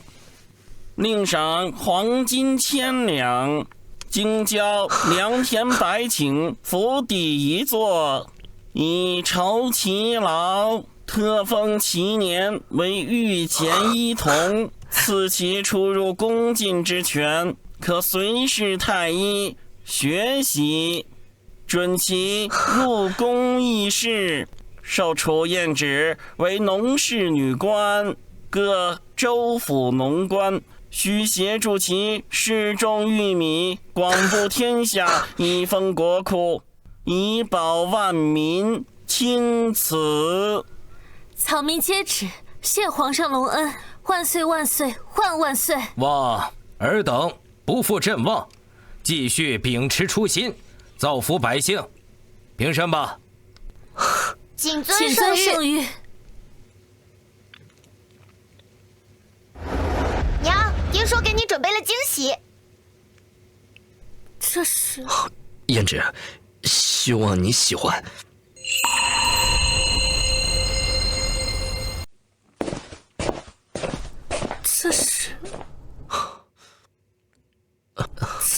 这是昨晚我和年年去后山摘的。娘，爹可卖力了，还差点从山坡上滚下来呢。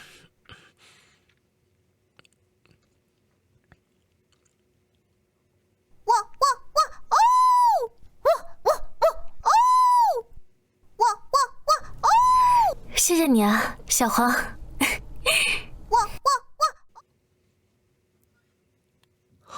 燕芷，过去是我混蛋，没能保护好你们，我不敢奢求你立刻原谅我，但我求你，能不能再给我一次机会，再嫁给我一次好不好？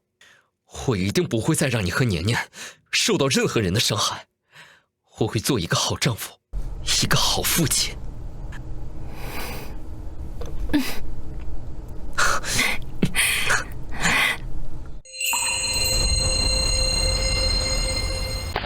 哟，看来这来的正是时候啊，赶上了一出好戏，免了免了。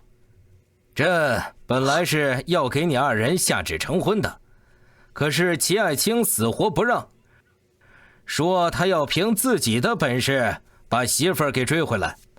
如今看来，齐爱卿是得偿所愿了。陛下见笑了，臣只是让他知道我的心意与圣旨无关。民妇谢陛下关怀。免了，朕看到你们一家人团聚，甚是欣慰。朕愿你们一家人往后和和美美，共享天伦，永不长受分离之苦。哈哈哈哈！谢陛下吉言。谢陛下吉言。